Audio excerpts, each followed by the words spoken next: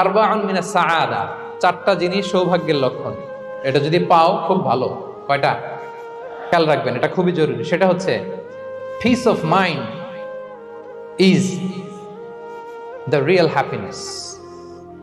মনের সুখী আসল সুখ। এজন্য মনকে অস্থির হতে দেয়া যাবে না, মনকে সবসময় স্থির রাখবেন। মনের সুখ আসল সুখ। মনের সাথে কথা বলুন, মনকে জিজ্ঞেস করুন মন কিসে খুশি হয়, কিসে হয় না, কিসে শান্তি পায়, কিসে পায় না। হ্যাঁ, শুধু সম্পদ থাকলেই মানুষ সুখী হয় না, সম্পদের দরকার আছে। অনেকে দেখবেন অনেক সম্পদের মালিক, অনেক টাকা পয়সা, কিন্তু খেয়ে হজম করতে পারে না।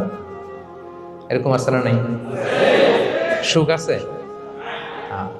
অনেকে অনেক সম্পদশালী, কিন্তু দাম্পত্য জীবনে কলহ, এরকম আছে না? নাই?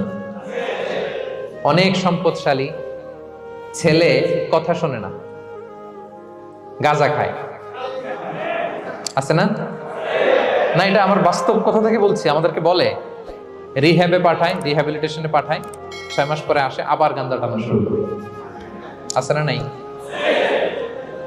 হ্যাঁ। তাহলে শুধু সম্পদ থাকলে আপনি হ্যাপি হবেন না। মনের সুখ আসল সুখ। অনেক সম্পদ কিন্তু পরিবারের শান্তি নাই, সুস্থতা নাই, তাহলে কিছুই নাই। মনের সুখটাকে যেন আমরা সবচাইতে বেশি গুরুত্ব দেই। সম্পদের দরকার আছে প্রিয় ভাইরা, হালাল ভাবে উপার্জিত সম্পদের প্রাচুর্য থাকতে পারে, সমস্যা নাই। পার্থিব হালাল উপভোগের জিনিস, এটা নিষেধ নয়।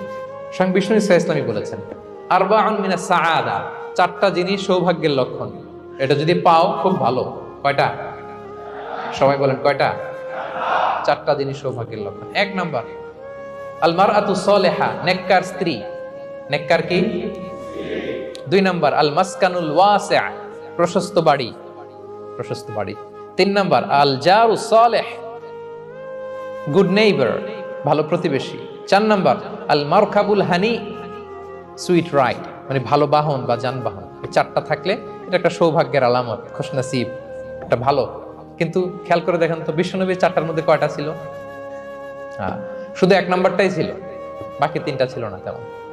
1 নাম্বার কি ছিল? আল মারআতু সালেহা, নেককার স্ত্রী, এটা বিশ্বনবীর ছিল, ঠিক কিনা?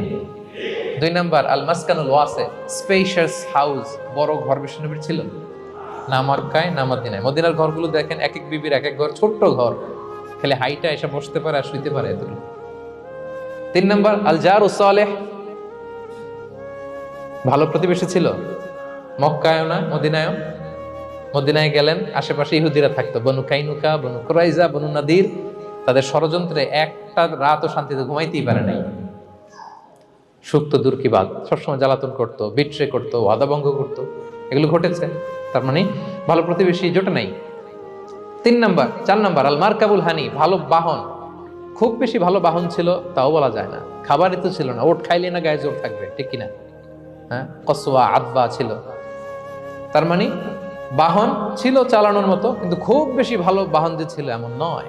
তাহলে 4টার মধ্যে বিষ্ণু পেয়েছিলেন কয়টা? 1টা। কিন্তু মা আয়েশার ঘরের ভেতরে সুখ আর সুখ, কিছু নাই। একটা মশক, পানি খাওয়ার, রুটি বেলার একটা জাজিম, এমন জাজিম, খেজুর পাতার চাটাই দিয়ে জাজিম। বিষ্ণুনবী সেখানে শুলে চাটাইয়ের দাগ পিঠের মধ্যে লেগে যেত। মাদুর বা চাটাই চিনেন আপনারা? বাংলাদেশে দেখেন নেই? ওই চাটাইয়ের মধ্যে বিশ্বনবী শুয়ে পড়লে, ঘুম থেকে উঠলে ওই চাটাইয়ের দাগ পিঠের মধ্যে বসে যেত। কিন্তু ঘর ভরা সুখ আর সুখ। কারণ টাকা দিয়ে বাড়ি কিনা যায়, গাড়ি কিনা যায়, ঘর কিনা যায়, সব কিনা যায়, কিন্তু সুখ কিনা যায় না। কিনা যায়? এজন্য মনের সুখই আসল সুখ, ওইটাকে গুরুত্ব দিবেন প্রিয় ভাইরা। সহিহ মুসলিমের আরেকটা হাদিসে বিষ্ণু ইসলাম বলেন লাইসাল গিনা আন কাসরাতিল আরাদি ওয়ালাকিন্নাল গিনা গিনান নফস। বেশি সম্পদ থাকলেই ধনাঢ্যতা নয়, আসল ধনাঢ্যতা মনের ধনাঢ্যতা। মনে সুখ তো সবখানে সুখ, মনে শান্তি তো সবখানে শান্তি। এই 6 নম্বর পয়েন্টটা বুঝতে পেরেছেন আপনারা? 6 নম্বর পয়েন্টটা কি? মনের সুখী, সবাই বলবেন মনের সুখী